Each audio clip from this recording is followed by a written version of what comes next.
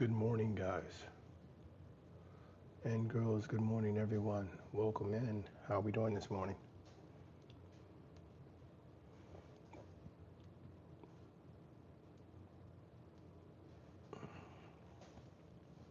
Good morning, good morning, good morning, everyone.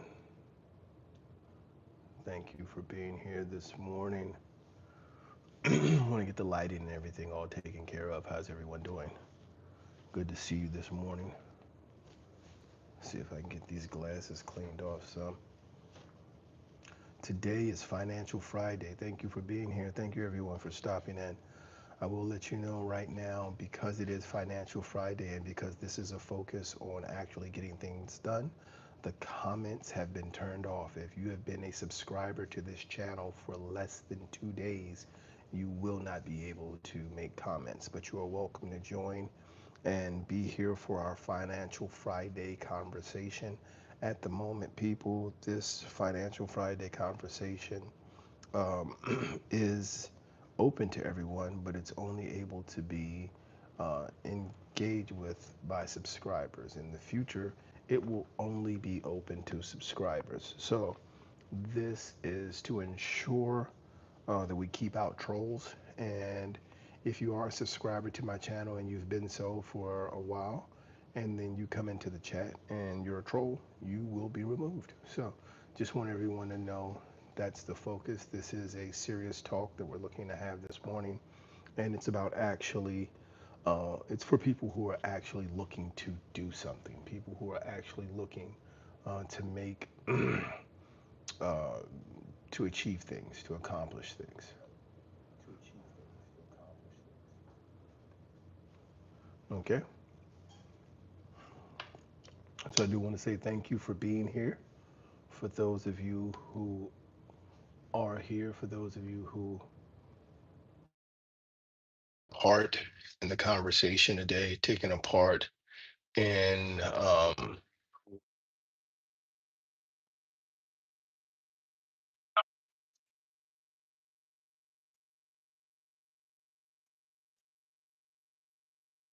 apologize for that. I'm trying to get this sound set up so I can monitor as we go.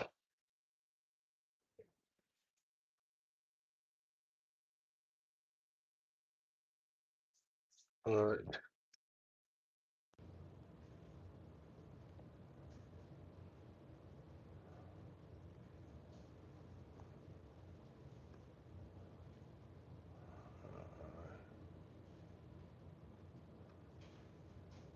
All right. So I'm back. How's everybody going? How's it doing, guys? Thank you again for being here. Please, for all of my subscribers, for those of you who are subscribed and are prepared to have the conversation, thank you for being here. Today, what we're going to cover is specifically about being able to understand when and how to invest. What's the right time to invest? The survey is up. You guys can feel free to take advantage of voting in the poll. And the poll is simply asking when is the right time to invest? Right now, it looks like there have been 14 votes on the poll. And the question is asking is when do we invest? Do we invest after we pay off our debts? Do we invest after we buy a home? Do we invest um, while we're paying off our debts? Or do we invest whenever we can afford it? So those are important questions because in order for us to, and it's not a question of if we should invest, we all should be investing. These questions are simply a questions of when is the right time to make that, to take that action. When is going to be the right time for us to be able to take that action and move forward. So I would like for you to take an opportunity to vote in the poll. Drop in there what you believe is the appropriate time, the appropriate amount of voting to do in the poll. And then give me a moment. I'm going to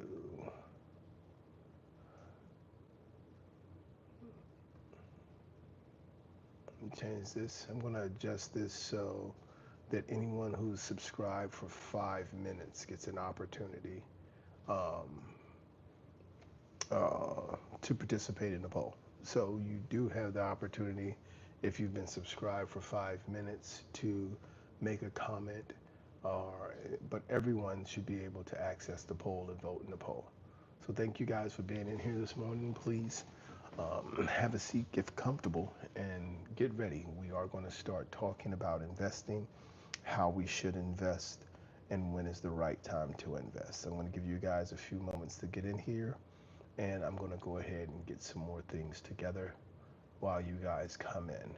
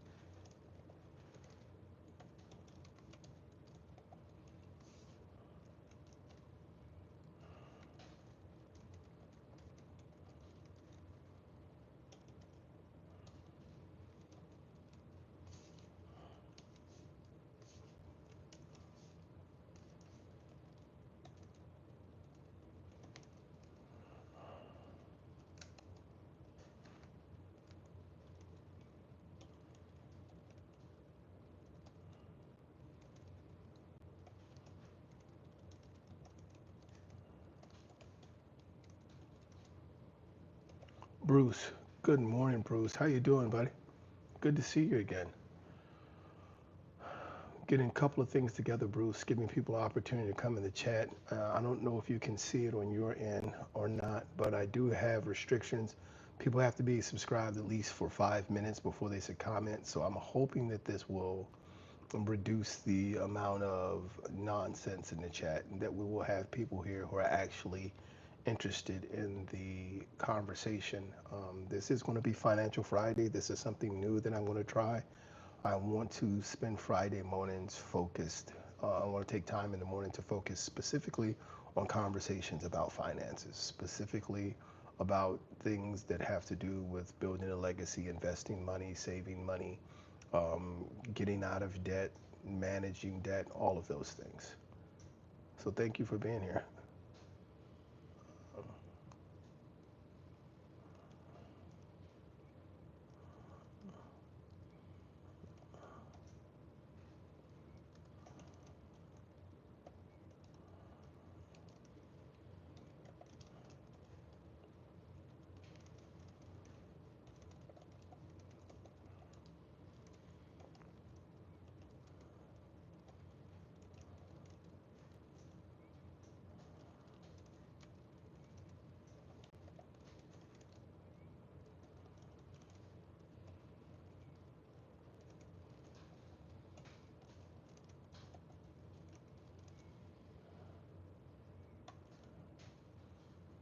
But anyone could drop a thumbs up, guys. If you're coming in, you're checking out the stream.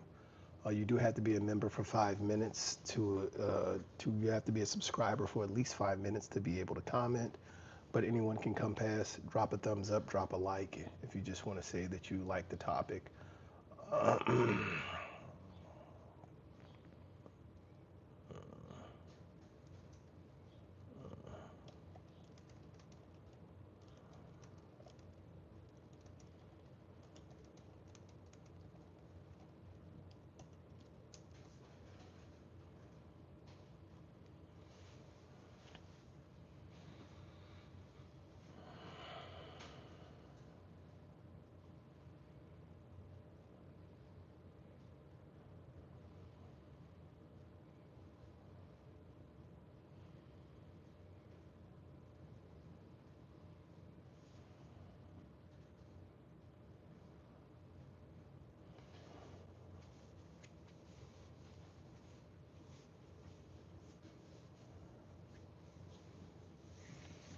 All right, guys. Thank you for being here. So, thank you so much, guys, for being here. Again, my name is Oloropo, and this is BNV Finance Fixers. Today is our Friday finance focus, right? So, today is our Friday finance focus. So, everyone should be able to take advantage of the poll. I do see there are some votes in there. And we're talking about when is the right time to pay off debt, right? And or when is the right time to invest.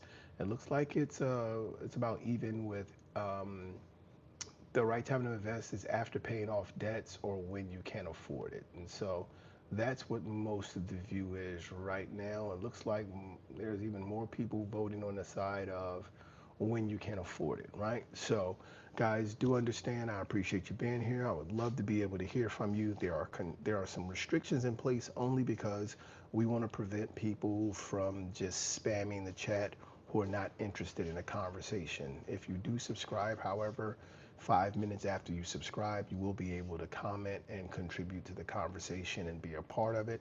And I'm interested in having as many people who would like to be involved be involved. For those of you who are already subscribers, you'll be able to come in, check in the chat, and be an immediate part of the conversation. And so the focus today is about investing and about when we should invest. So I want to share with you right now. I do want to let everyone know that I am live. This is not a recording. Today is Friday, June 27th. It's currently 6:57 here on the East Coast of the United States. So if you get a chance, check in. Let me know what time it is where you are. So I have some notes here that I've taken that I want to share with you as part of this conversation. And the first thing that I want to share, guys, is just the understanding that it's not a question in life of whether or not we should be investing. I think everyone is understanding that now. And we hear a lot of things about diversification. And I want to have some conversations later about exactly what diversification is, because a lot of people feel like they're diversifying, but they're not.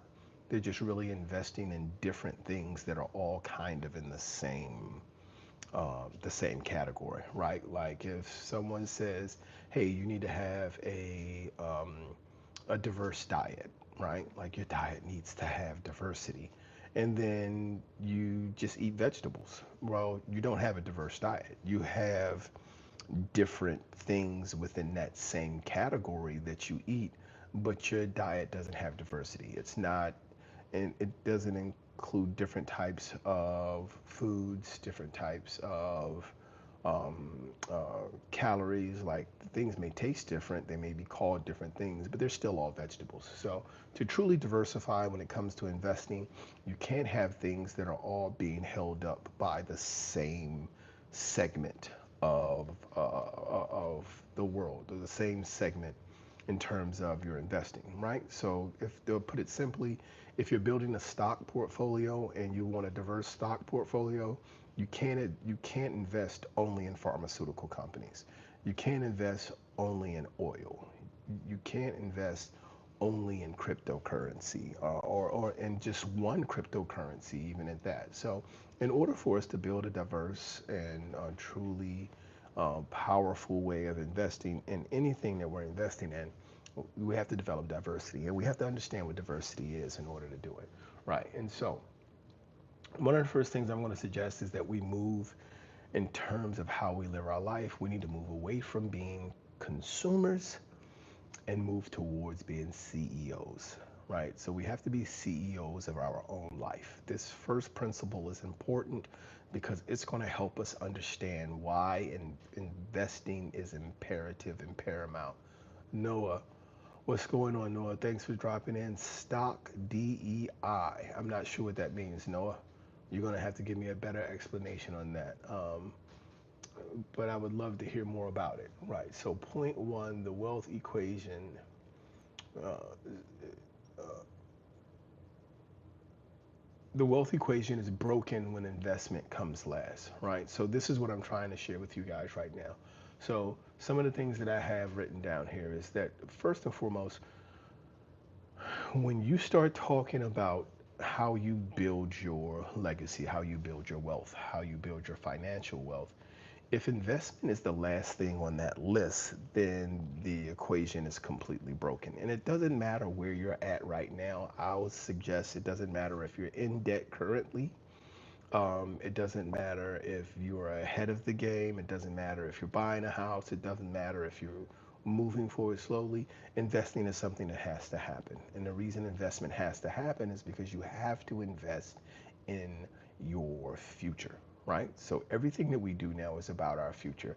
And the reason everyone is concerned about Social Security and everyone is concerned about retirement benefits and everyone is concerned about these things that have to do with the future is because as wealthier and wealthier people, as more wealthy people are built or are established in the United States, as we get more wealthy people don't care about retirement benefits. And the reason they don't care about retirement benefits is because they're designing their life in a way so that it goes into their future and then it goes into their children's lives. So I'm going to give you a simple example.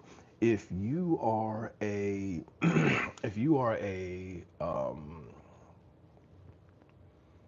uh, diversify equity included. I get it. I see what you're saying now, Noah. Diversify equity included. All right. So I see what you're saying. Um, give me a second. So now, here's what we have to understand.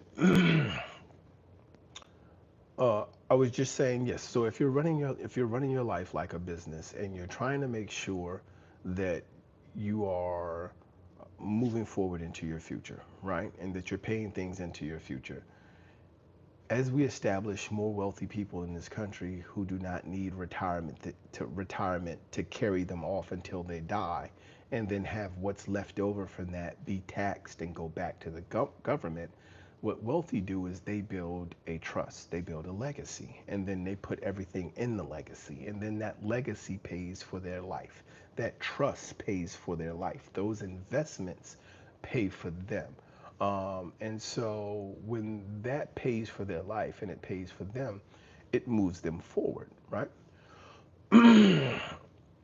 And so when they die, their children still have the same thing. So they're not waiting for Social Security benefits, which is why they're saying, like, why should I be paying taxes? I don't want to pay tax benefits for something that I'm never going to take advantage of. I'm not going to reach out to the government and when I'm 65 years old or 59 years old and say, hey guys, I need you to start paying for my medication, or I need you to start paying for my housing cost or anything like that.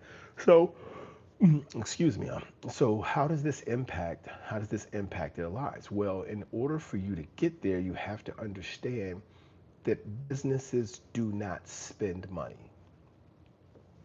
Well, if businesses don't spend money, we shouldn't be spending money. If we're going to run our life like a business, we're not spending money either. We're investing money. And this is what businesses do. Businesses keep tight books to make sure that they are investing so that they can invest into things that will bring them back a return or will show them a return on this investment. So the money that the business puts out makes more money. They're not just swallowing up things. They're not just consuming things. And this is what we have a tendency to do as people. And this is how we get debt. This is how we acquire debt, grow debt, and then we need it to be able to free us up, right? And so, so instead of us treating investment like, oh, here's something I get to do because I paid off all of my debt. It's a celebration. It has to become a natural part of what we do. We don't need to wait until we've paid off our debt in order for us to be able to do that, right? And we have to decide early on that that's what we're going to do. That's who we're going to be, right? Now, this is a really big thing for a lot of people because we can live most of our life not understanding this simple principle, right? We can live a lot of our life, and people have told us for many years the biggest investment that you're going to make is going to be buying a home. That is not true, right? You should invest way more money into your future than into a house that you're going to sell back to some non-entity because your children don't want your 40-year-old house when they go off and they start building their own lives. Like, it's not like it used to be. This is why I always say, guys, we have to understand that everything always changes. And so as things change, we need to grow and change with those things. And so this is no longer the world of old where grandpa built this house with his own two hands and we've been living in this house now for the last 5 generations. People don't stay in those places anymore. The world has gotten smaller and bigger at the exact same time. So you can buy a house and you can raise your children in that house, and your children can be like, this is too big, there's no reason for it, I want something smaller. Or your children can be like, I don't ever want to own anything. I watched you have to constantly repair and care for this property. I don't want those same headaches. And so that life, or that American dream that was built of, oh, buy this house and it's something for you to pass on to their children, your children, so they can have it and then you can borrow against it and pay for them to go to college. The world is changing. So many of these things are changing. There's so many non-starters in this space that we need to start to understand that is change. We need to stop looking to invest in things that aren't really investments, because a house, if you buy a house, it's not really an investment, right? It's a debt, is what it is, because you're hoping that the housing market, and this is what I mean about not being diversified, you're hoping that the housing market continues to go up so that your house continues to establish equity as you pay it off. And then you can go back and borrow against this money that you put in there. But to borrow it, you're just taking out another mortgage on this piece of property you own. You have to understand, a property in your hands versus a property in your company's hands are two different things. If you own a property, you have a debt. If you create an LLC and that LLC owns that property, even if you are paying that LLC to live in it, you own a company that owns an asset. Those are two different things. You invest into a business, you pay debt, you pay off debt in your life. So we have to have that understanding. That's why it needs to become the first core principle is we have to understand that if investment is coming last in our equation of how we live our life, we're living it wrong. Investment should be first. Investment should come before everything. If we manage our lives like a business and we look at it and we say everything that I am doing is designed for my business to go on after I'm gone, then we invest into it, and then everything has to have a return on it, right? Everything has to have a return. And then this allows for us to exponentially grow faster. It allows for us to be able to do things through our business that we're not allowed to do through ourselves as individuals. So that's the first thing. So when it comes to the survey, I'm going to check this survey out again. And it looks like the survey right now is saying 35% of people believe, or 35% of the people who have voted have said that investing comes after paying off debt. I'm going to challenge you guys. I'm going to challenge you on this, and I'm going to say that's not when it happens. That's not when it happens. I would really like to get some information in here, so I'm going to adjust this, guys. I'm going to turn off this limit on the comments, hoping that we can have people who are actually interested in having a conversation participate. But I'm gonna turn off these limits on the comments. Let me see. Give me a moment. Uh,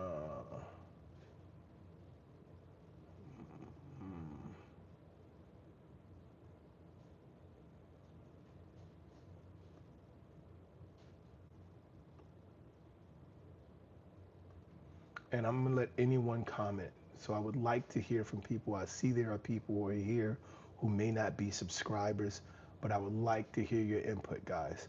All right, and so Jimmy, guess who's back? Good to see you back, Jimmy. Thank you. So now I have it open up. I said, wow. All right. So I really want to hear about you guys in terms of this. I can see that there are some people in here, and I want to get your input and feedback on what I'm sharing so far. The first principle being um, that Noah said to pay it while. Noah said he voted to pay it while you are paying off debts, right? Now, my first thing is we want to move away from debt, and I'll talk about that more later. But please take an opportunity, guys, as you come in to vote in the comments. And I mean, to look into the comments, there's a poll. Place your vote in the poll. Right now, we have 35% of people out of 26 votes. 35% of people believe that you should invest while you're paying off debt. All right. And so we're going to establish that for this conversation, we're looking at having debt and we're looking at investing and when we should be paying off debt. I'm doing good, Jimmy. Thanks for asking. You should always be investing. I agree with that, Noah. We should always be investing. Here's the thing. When it comes to debt, and I want to share this with you, Noah, and this is a pretty for those of us who are not considered high wealth people, right? Like elite wealth individuals. For those of us who are not in that space, quite often we're told your credit score is what's most important, right?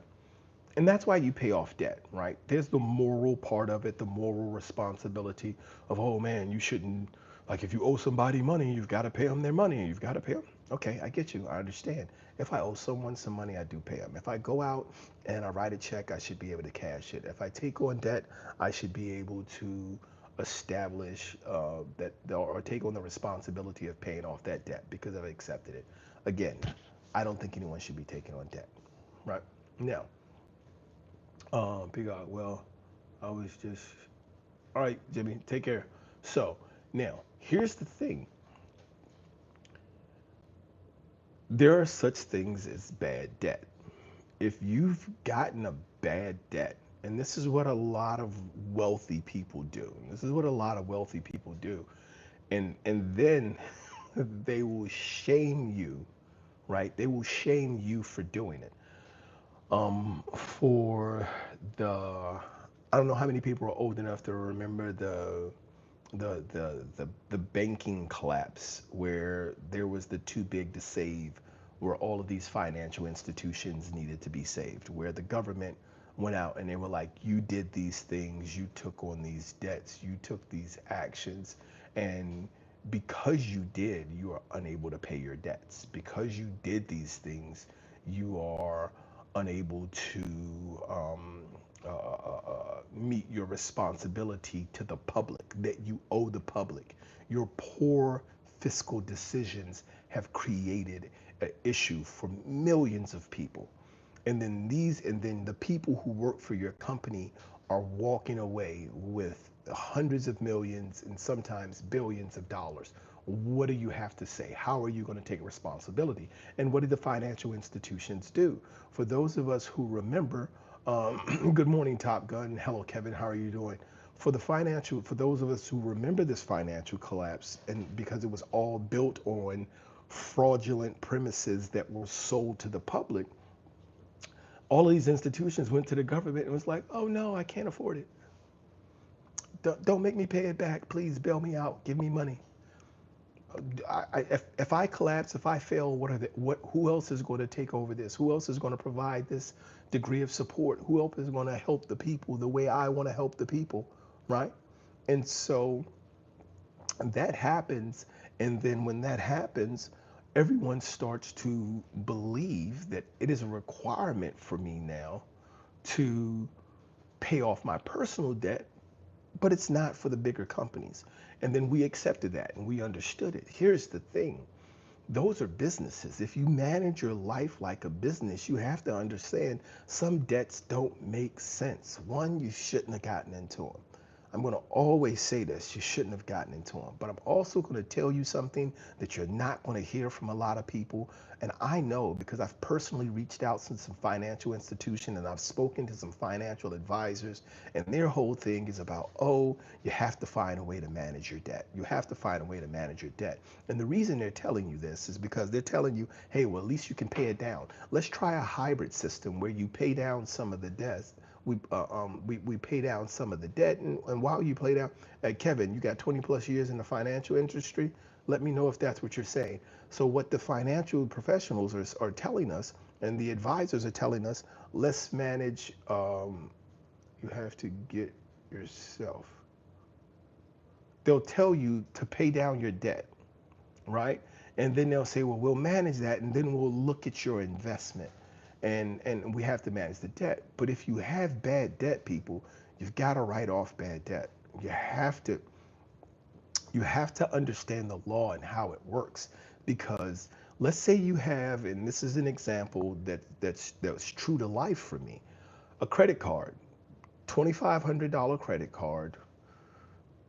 Tough times in my life. I hit a rough patch, just like the financial institutions did.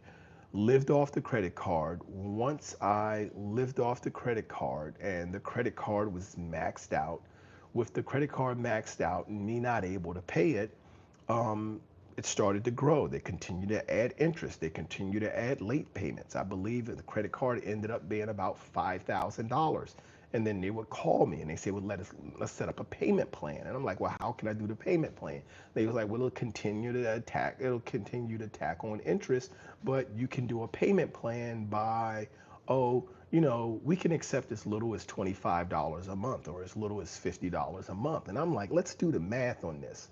You're going to continue to add interest.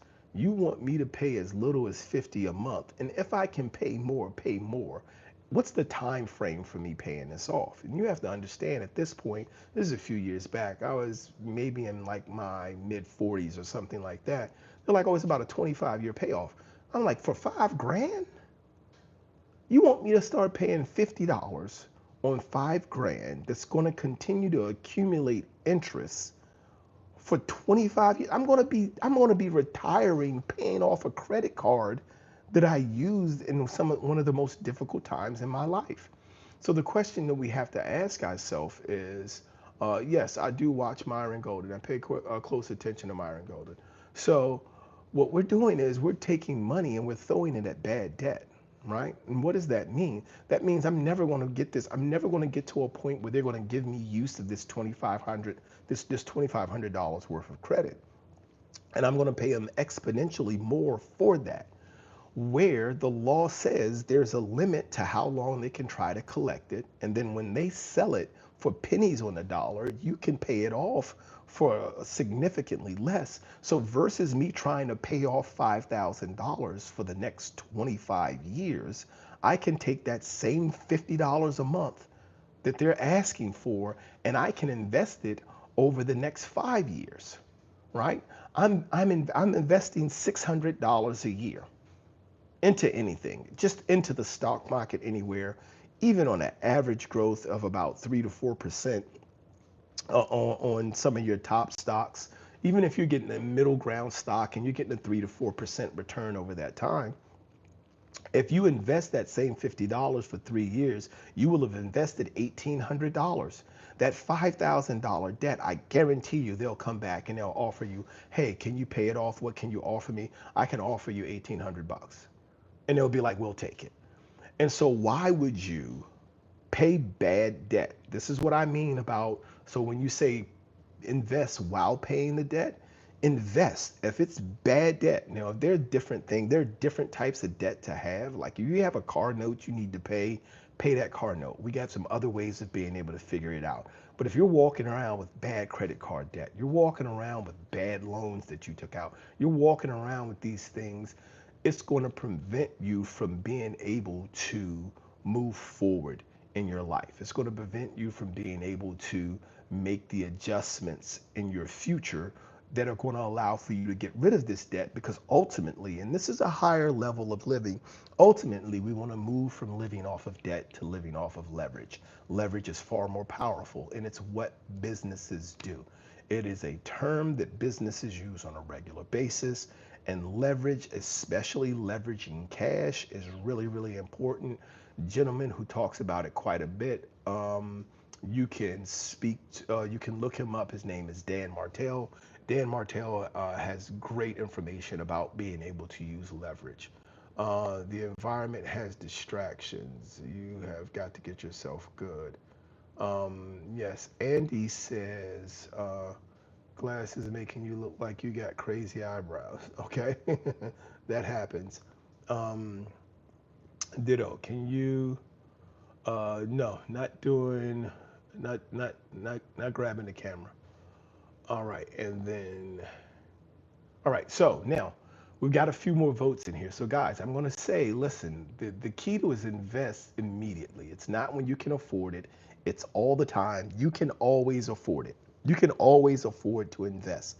Because of the ways that we can enter into investing right now, there's never a question of whether you can afford to invest. You can always afford to invest because it only takes pennies, right? It doesn't take much to invest. And because it doesn't take much, you always have the ability to invest. You always have what you need in order to invest. So start investing immediately. Okay, so next, I wanted to talk about. Um, so the other thing is, if you want to invest, and this is what I was talking about, if you want to invest while you are paying off debt, only pay off debts that are going to add something to your life. So if you have debt that is going to come back to you and provide something for you, right? For example, when we talk about the credit card debt, let's say you're not so far outside the window on the credit card debt and you want to be able to do it. Yes, borrow against your investment. That's what I'm talking about with leverage, Noah. Exactly. So it's not it's borrowing in as much as you never lose that capital, right? You never lose that investment. And so you leverage it. But when you do that, you have to understand you never leverage your capital to buy. You only leverage your capital to invest. So whatever you're leveraging your capital for to invest is going to pay itself off. You're not going to pay it off, right? Okay, so now the next thing to understand is, what do I mean when I say um, you want to eliminate bad debt. You want to let bad debt die. Like, understand, I get it. Like, I'm not going to continue to throw $150 a month at this money that I'm never going to get back. I'm never going to be able to use this credit card again. I'm never going to be able to access this account again. Like, these things, I get it. It was a mistake. I'm gonna have to manage it, but right now I'm not giving you any more of my money. I'm not sending you another penny because I know this account is dead. And I know in the future I'll be able to pay it off. And I know in the future I'm not going to be living off of my own personal credit, but I'm going to be living off of my investment leverage, because the same amount of money that we throw in there matters. Now, what are the things that are beneficial? If you have a car, you need a car. If you're paying it off, keep paying it. If you have a house, it's a bad mortgage, you got to figure it out. There's some work to be done. We got to pay it. We have to provide a place for our children to live, a place for us to live. Like, there are certain things that we have to pay off, but then there's also ways in the future where we're going to be able to manage those things and move those things over into the ownership of the LLC. So as the LLC manages it, for the LLC, it's an asset. It's something that's it's putting the work, and it's something that it can write the cost off against the taxes. And so it gives you a way of being able to avoid these personal taxes in that space. All right, and so Kevin, it's free. Use it to your benefit. I guess that's what that's saying. All right, and so we have Tony in. Hello, I'm sure you spoke about this. If you don't want to, that's fine. Uh, uh, Expect to invest into hold. Always invest to build, right? So people say invest to hold, but invest to build. So it doesn't matter if it's the S&P 500. It doesn't matter if it's the Nasdaq. So you want to be diversified. So I personally don't invest in the indexes themselves. Like, I don't invest in the S&P 500. I don't invest in the in Nasdaq or any specific exchange, because all they are, so I'll tell you what they are, and this is what you can do for yourself as well. Half baked. He says that's a Chat GPT question. All right, thank you. But here's what I do recommend. I'll give you my personal recommendation. Search for a group of stocks that are diversified that you personally like. Search the records, see what the growth has been over a number of years. When you find the ones that draw your attention, what these financial institutions do is they create a business. This business's sole purpose is to purchase stock. When you buy a share of the S&P, you're buying a share of the business that has a large number of stock in a certain category of securities, right?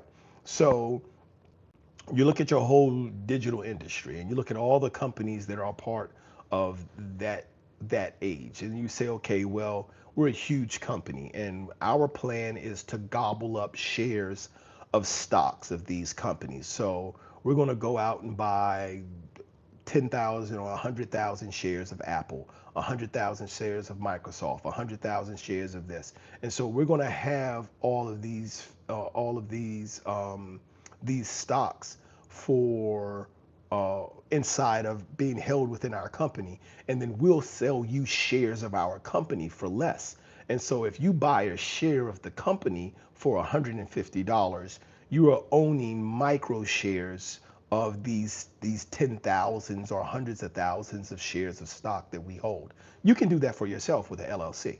You can start your own LLC and use your LLC to purchase the stocks that you want to purchase to invest in. And then that's how you use that for leverage. So you can create managing your life as a business. You purchase the LLC. Once you set up the LLC, you invest in the LLC invests in stock. And now the LLC is a business entity of its own, in which you can go to a bank and say, I have an LLC whose sole responsibility is purchasing and managing as a brokerage exchange. And there are different ways. There are some laws that you want to look into. Always consult a financial attorney before going through the whole thing. But the thing that you want to do is and understand is if you're managing that as a business, you can invest in that, and then that business can pay for your life. Again, we're talking about leverage, not about debt. Um, so go ahead and get you out of here. We're having a real conversation today. So bus get it by. Now, so hello and welcome. Hello and welcome. So, what's the question? What about fake? What about fake dive-ins? Are you saying fake dividends?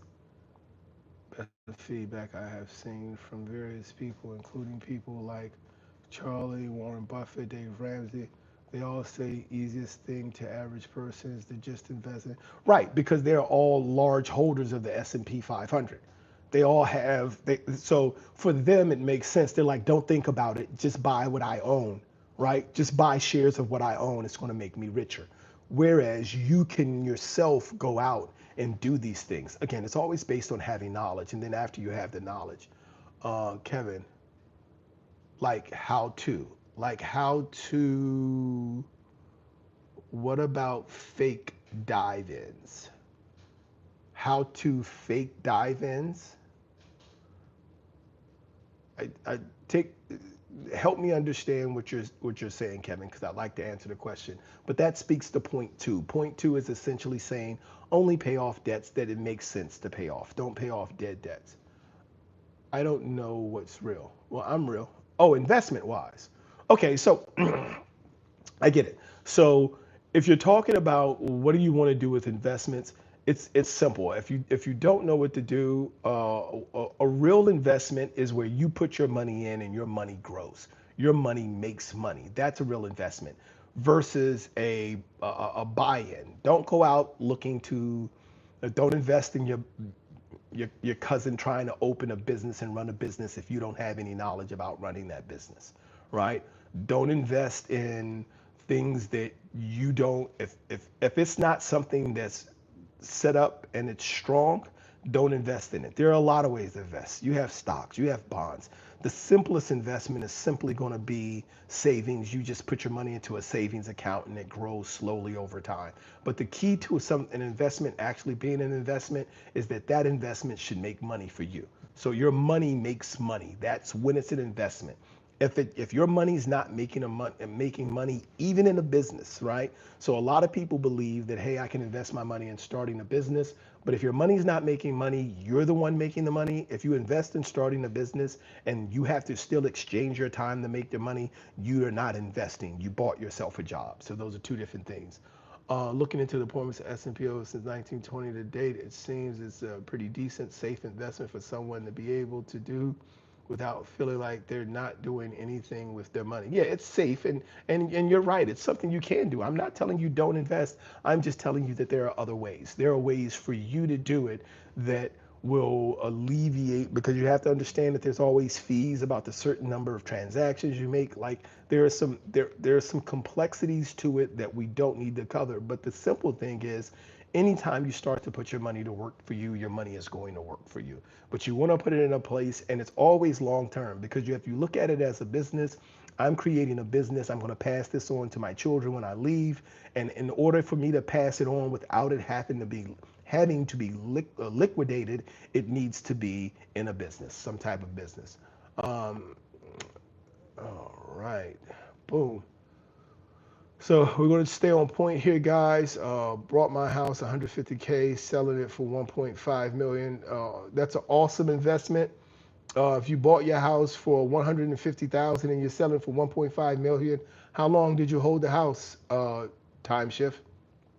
Noah, if you have a normal job and using those post-tax funds, do you have to pay on the funds again when giving it to your LLC? So, no.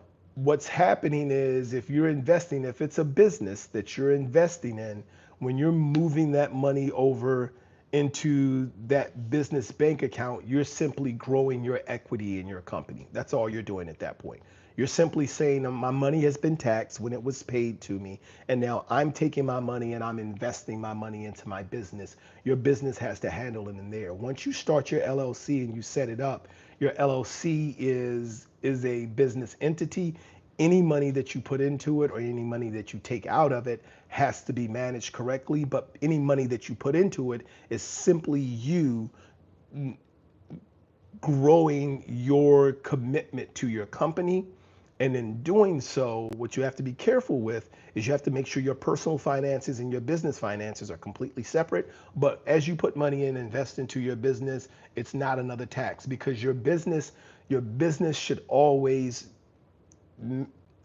target being tax free at the end of the year. So if your business's responsibility is to invest the money and continue to invest the money and grow the money, any extra money you make, any dividends you make, any profits you make, you immediately reinvest. So you're continuing to show, I have not made any money. My company has assets, and my company is carrying debt on the balance sheet that offsets anything that I would look at as for a return to be taxed. Noted. Thank you very much for your opinion. Really appreciate it. Not a problem, Mr. UFO. I was always told that time is the key when investing. Huh. Time and what, as in to what point? Is how long you invest, or time is the key as in holding it for years? Is 10 years considered long term? Uh, it can be, but I need more information of why only 10 years. Do you want to sell the business after 10 years? If you invest, you don't invest money. Uh, I'm not sure what that one was saying, Kevin. If you have to invest time, don't invest money. Right. So that's what I'm saying. Yes. If you invest money in something that also requires for you to invest your time in order to see that money grow, you're not investing money. You're just buying yourself a job. That's what that is. You said if you have to invest time, then don't invest money. Yes. The investment is just setting one aside and it's doubling or whatever you're doing with it. Right. So the easiest way to look at it is, let's say you go out and you buy yourself a shovel, because it snows a lot where you are, and you say, I'm going to invest in a business, and you buy yourself a shovel and you go around, you spend $5 on a shovel and you go around and you start shoveling people's driveway, and and I have no idea how much shovels cost, so please forgive me if I said $5 and nobody can find a $5 shovel. But you start shoveling people's driveways. While you're shoveling their driveways, they're paying you in turn for doing that, and you're making $15 a driveway. And so now the only way you make money is by you going out. If you sit that shovel on the side of the house, it's not going to make you any money. So that wasn't an investment. It was an investment in starting a business, but it's an investment in starting a job. It becomes an investment when you turn it into a business and you put hundreds of dollars into it, and you send other people out and they shovel the driveways, and then you get paid and you give them a percentage of what you make. Now you're investing in your business. But if your business requires for you to do the work to get the return, you don't have a business. You just bought yourself a job. Um, if you were 10 years from retirement age and had nothing saved and had no portfolio and no retirement, what would you do to make sure you're ready for retirement in 10 years? I would extend my retirement for another 10 years. Well, no, I'm not going to say extend it for another 10 years. We need more details than that. So that's a very vague question because we're talking about 10 years. Where are we at right now with debt? Where are we at right now with our job? How much money do we make? Do we have a 401k? Does our job even offer it? Do we have the ability to be able to move money from to remove money? At 59, we can start to take early withdrawals. Do we have anything set up for Social Security? Like those are a lot of different questions that has to be answered to speak to that specific need. You view investments um, as equity of what, right? So I view investments as my money working for me. Equity is essentially saying that you hold a portion of something and that equity just sits there, right? Equity, like for example, you can get equity in your home, right? As you pay your home off and you owe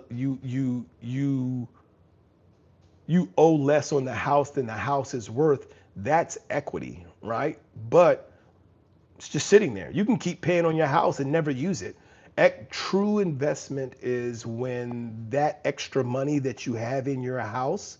So let's say you're paying your house down, right? And then as soon as you have $500,000, you start paying it down. Now you owe 400,000. It's worth 500,000. If that $100,000 is making you $5 every week, that's an investment. If that $100,000 is just there in case you want to borrow against it, it's not an investment. You see what I'm saying? That's the difference between having equity and having an investment. I have no debt, make 4,000 a month, don't have a mortgage, can live on about 700 a month, easy, and want to be able to achieve retirement in that 10-year mark. Let me know if you need more details. Oh, that's easy, dude. If you're making 4,000 a month and you can live off of 700, go ahead, start up your LLC, start moving your money in there. We can have a more in-depth conversation. Shoot me an email. We can have a more in-depth conversation about exactly where you want to invest that money, how to set the LLC up, and the things you can do. I even have opportunities that I can present to you myself that'll show you how to be able to use that money in that investment and in the way that you're going to build that over time. And over 10 years, most certainly you can put yourself in a position to not only be able to retire, but to be able to leverage your investments to continue to grow your wealth in your retirement. That's a big thing is a lot of people would just say, oh, well, retirement is when I stop working, so that's when I stop making money. That doesn't have to be true. Pretty Pumpkin, should I get an LLC first, then take money from the business and buy investments? You should establish the LLC first. Always invest in the business and let the business do the investments. Never take money out of your business for you to do anything. There's no reason for it. There's no reason for it. Unless your job is cutting you a paycheck, never take money out of your business for you to do anything. There are some more complexities about it that we can cover in detail, but yes, you shouldn't be taking it out of there. All right, and now guys, the final point that I want to share with you is going to be personal debt is a business decision. So avoid it like a bad investment. And that's true. Like if you are taking on personal debt, And I'm seeing more and more people in the chat who are saying to invest when you can afford it. You can always afford to invest. There is zero times when you cannot afford to invest. Doesn't matter. Like if you have bad debt, if you're in debt and it's growing, invest your money. Move your money into your investment. Start to manage your life like a business. I have this debt. I get it. I made some bad decisions. We're gonna come after you. We want it. I understand. I don't have the money. Like you can't get water from a rock. Like you're beating a dead horse. So what you have to understand are these people aren't going to go away, right? People who say you owe them money are not going to go away. They're going to be there. But if there's no money, it doesn't matter if you give them all the money that you have, you still don't have money. Let's start investing that money. At Kevin, there is a saying, time in the market beats timing the market. Obviously, there are exceptions that you can point to in order to prove that wrong, but generally that's how you should think. True, right. So, like one of the things that I share with people, and they talk about it all the time, you have to understand that the things you do today are for tomorrow. So, if you want to get into the market right now, which is why I say you can always afford to invest. Don't worry about, oh, well, what's going to happen here, what's going to happen there. Things are going to happen. They're going to happen the way they need to. I have 7 grand debt. I'm stuck in my mother-in-law's house. I have a kid, and she won't let me work any more than 2 days, or she flips her lid. That's a different thing. That's a different conversation. It's things that we talk about here on the channel. But BB, you have to understand that if this is your situation, your existence is bigger than this debt right now. Screw that 7 grand. That 7 grand isn't like that 7 grand of debt means poo poo. That's the 7 grand of debt matters because you're thinking about renting an apartment, and because you have the 7 grand in debt, when you go to rent an apartment, they say you're not credit worthy to be able to do it. Those are the things you need to manage. You need to manage the relationship with the mother-in-law first. I'm almost at the end of my time today, guys. So I want to make sure I'm trying to answer as many questions as I can. If you try and get contacts from government and you're using money from your business, you're trying to get contracts from the government and you're using your money from the business, it's not good. I'm not sure what that means. I can barely afford week to week. I get it. So here's what I want to say for you, BB. I'm not sure you're still in here. Here's the thing in that case.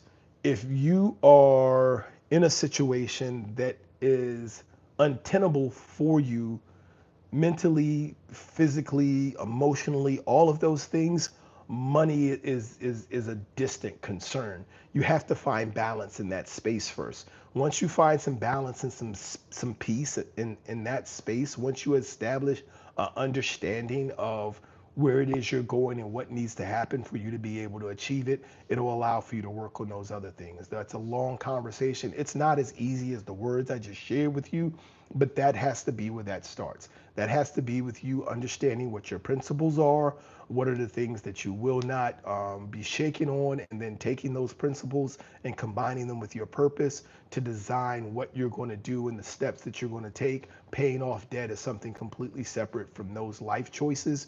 Those life choices for you are going to be about just growing out of that space. Oftentimes, and I don't know the specifics of your situation, but oftentimes it's very difficult, and you do have to knuckle down and you have to find the support in the places where it's available. And sometimes that means going to uh, some government institutions or some nonprofit institutions and getting assistance that others may frown on, but it gives you the opportunity to build. Um, my understanding is IRS and tax agents are limited, so they go after millionaires. Whole different conversation, Kevin. Noah. The excuses anymore with zero fees and being able to buy fractions of a share. Exactly. So there's no reason not to invest. Thank you, big brother. You put this in perfect words. I'm glad I was able to help, BB. Here's the thing. Make sure you're focusing on getting yourself into the right place to start building, right? But build you first, right? Don't worry about the debt right now. Don't worry about the cost of it. build you, get you right, and then everything else is going to fall into place. And so, guys, here are the things that we covered today. One, if you're investing as the last thing that you do, you're doing the equation backwards. Two, you can invest while you're managing your debt, but you have to have a plan and never pay bad debt at the cost of the bad debt. Always always negotiate that thing down as low as possible. And until you do, invest your money so that you have enough in order to be able to do it. And then finally, guys, third point, uh, personal debt is a business decision. You have to look at it that way. And sometime as a business, you need to close it and you need to start over. So if Goldman and Sachs can go to the United States and say, forgive us for the hundreds of billions of dollars or however much it was that we just decimated from the American government. If they can do it, I'm pretty sure you should be able to go to them and say, hey, can you forgive this 8 grand? All right, so don't let what other people tell you about debt destroy you. Don't believe that there is this moral um, responsibility to pay off debt or you're a horrible person.